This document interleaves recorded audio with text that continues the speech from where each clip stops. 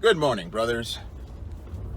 JK, your brother in the struggle here, on my way back from the gym, as usual. And today I want to talk about why it is so important that you do you. And I know it sounds cliche, but that's my thought for today. The reason why I'm sharing this and why I believe it's important is that so many men who are struggling with a compulsive behavior, one of the things that our sexually compulsive behavior does is that it erodes our value system.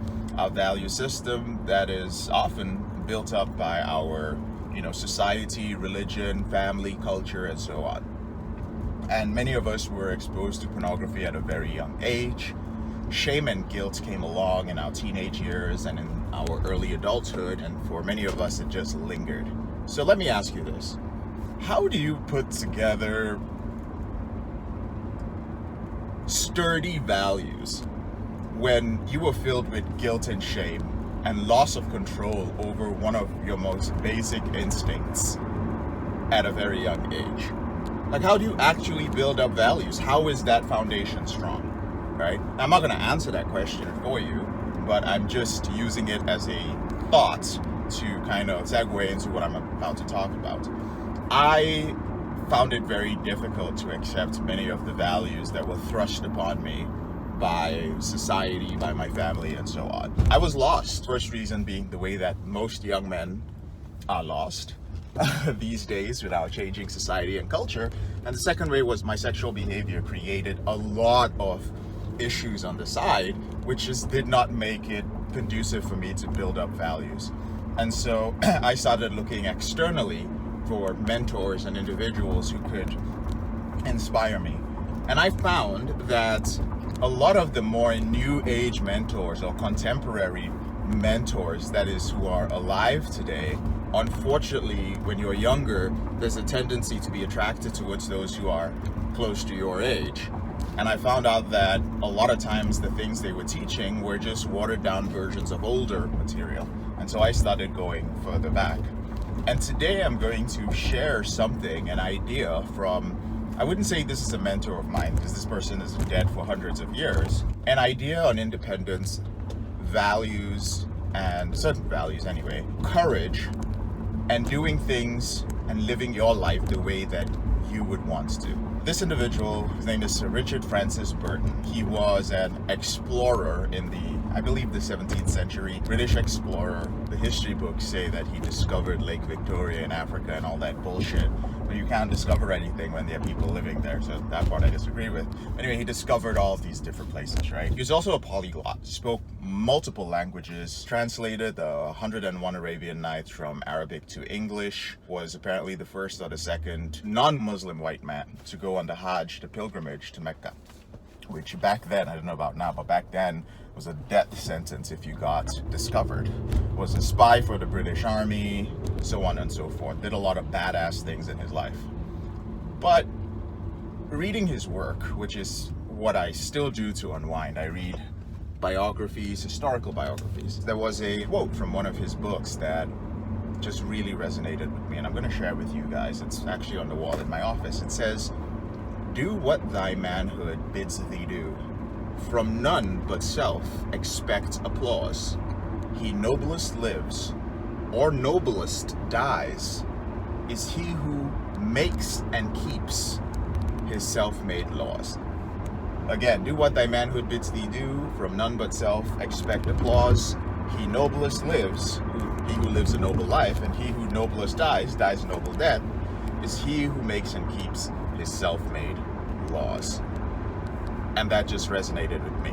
Now bear in mind, Richard Francis Burton was a racist, all right? He was a stark racist. It didn't get more racist than that. Like, he did not believe people of African descent were like literally in the same category. He thought we were some sort of animal. Morally speaking, he's not a role model or a mentor. But when it comes to straight up balls and courage, I'll tell you this much. You can learn a lot, gentlemen, from men who have morals that you do not agree with. I'm just speaking facts here. You can learn a lot about the darker parts of our masculinity from them. And I love this quote.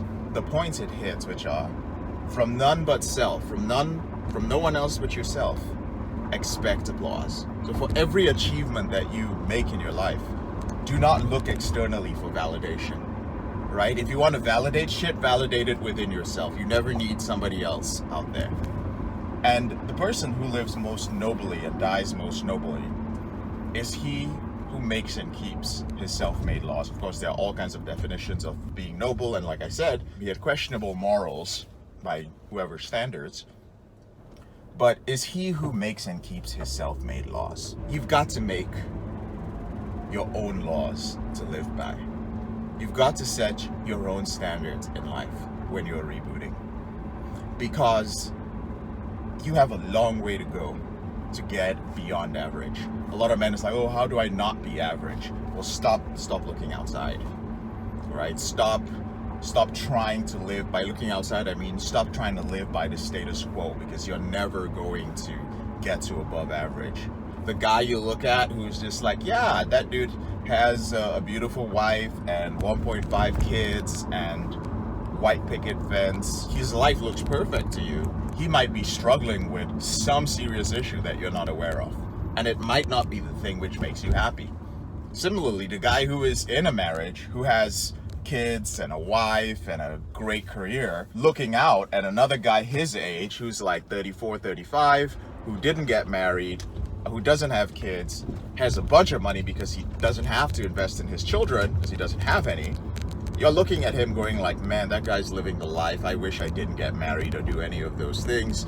Man, that's the standard. Like, I'm done with my wife. She doesn't want to have sex with me, this and that. That's what I mean by don't look externally.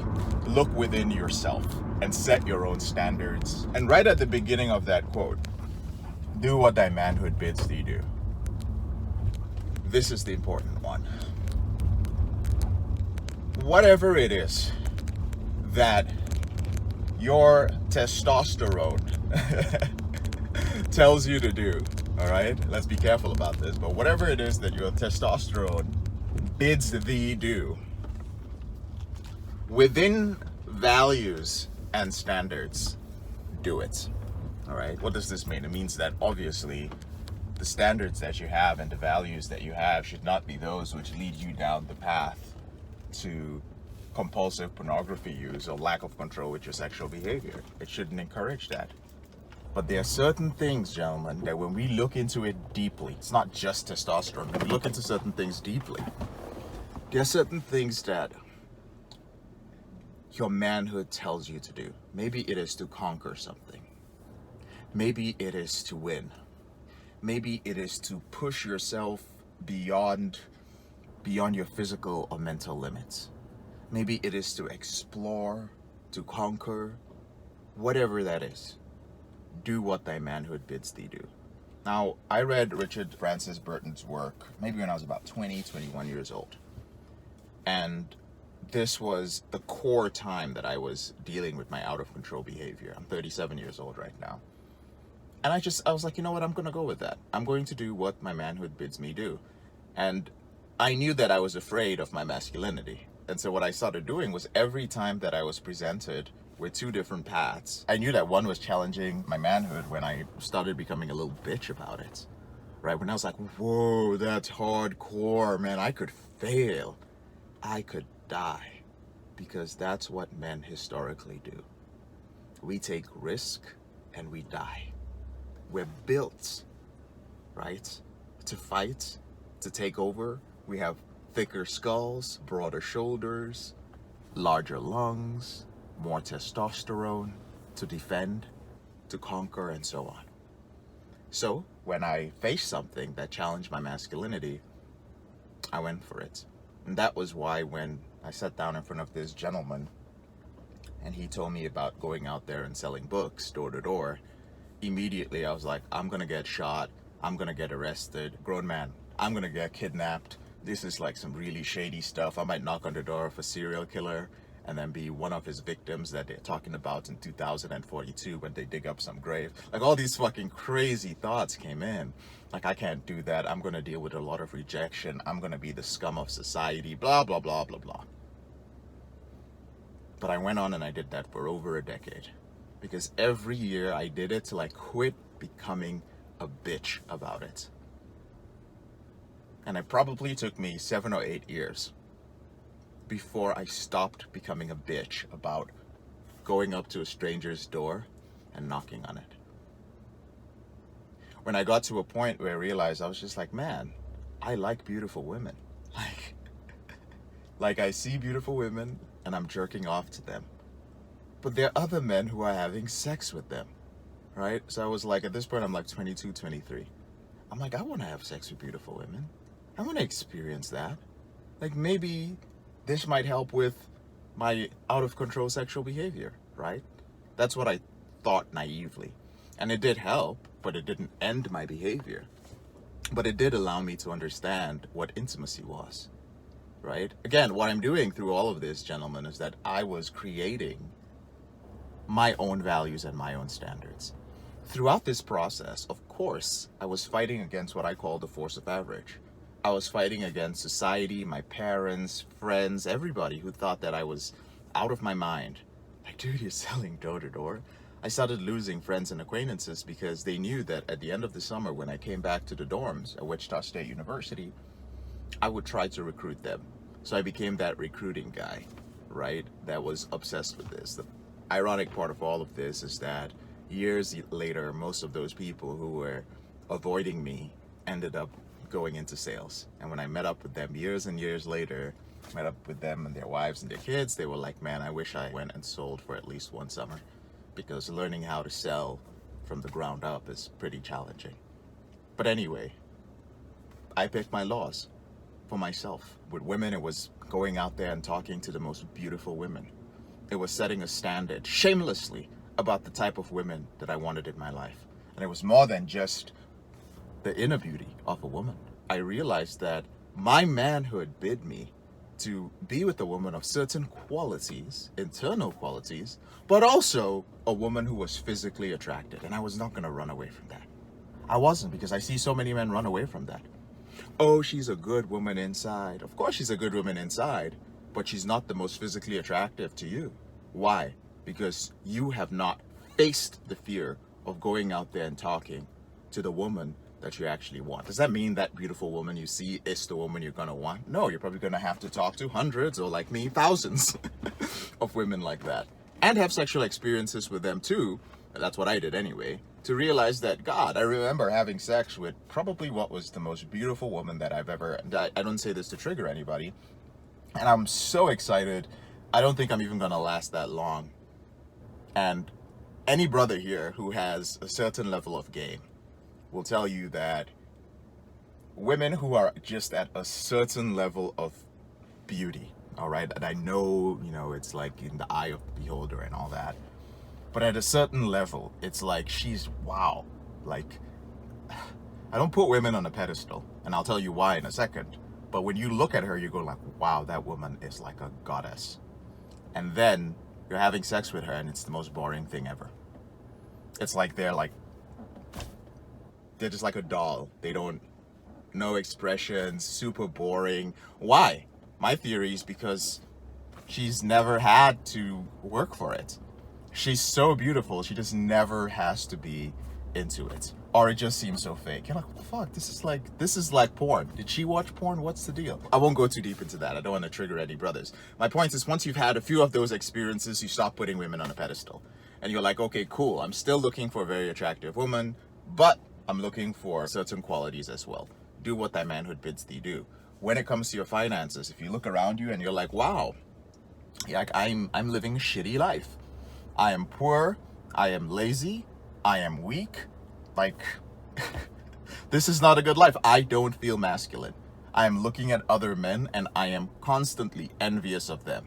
I am constantly running away from the reality that I want to be financially independent or that I want to have power. Like, I'm running away from that, right? By buying into communist and socialist ideologies because I'm bitching out from actually going out there and doing the work, right? So again, what does thy manhood bid thee do? My manhood bid me to not be a bitch and live broke. That's what my manhood bid me do. My manhood bid me to take care of my aging parents and to take care of my family. That's what my manhood bid me do.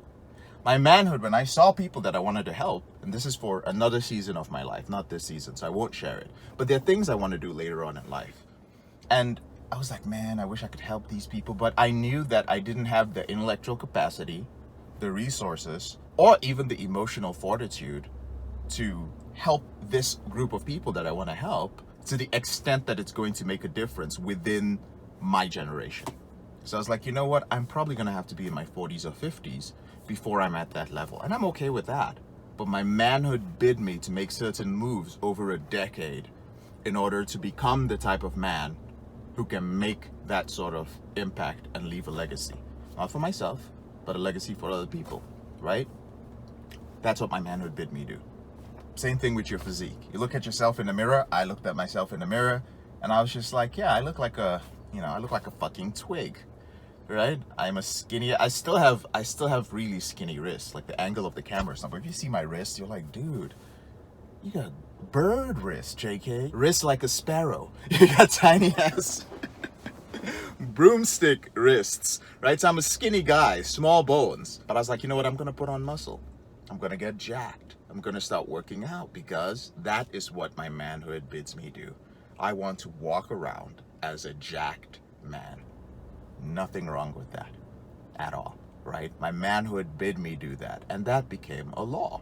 Like literally, like if anything changes within me, whether it's financial situation, whether it is my body, whether it is my relationship, or any of my deeper values, if I do something that is not within integrity, immediately my self-image bitch slaps me.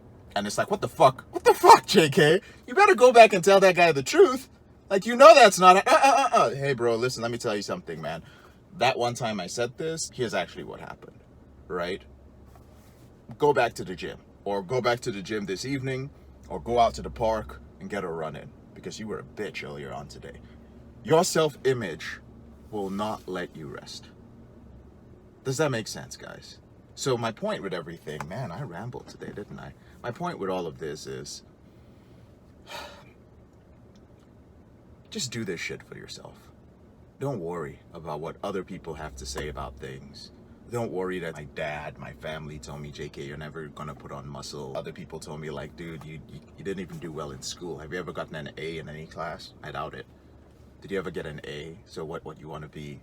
You want to be this leader? You want to run a company? You're just not cut out for that, right? Some dude told me, hey man, come manage my dad's hotel in some obscure bumfuck town outside Kansas for $30,000 a year. He's like, you're perfect for it, right? All this shit that people tell you, and people have told you things.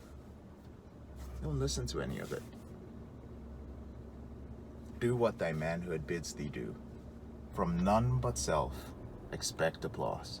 He noblest lives and noblest dies is he who makes and keeps his self-made laws. I'm JK, your brother in this struggle. Thank you so much for listening to my random ramble. I should call these random morning rambles today. I appreciate you guys. I love you guys. And I'll speak to you later on in the week.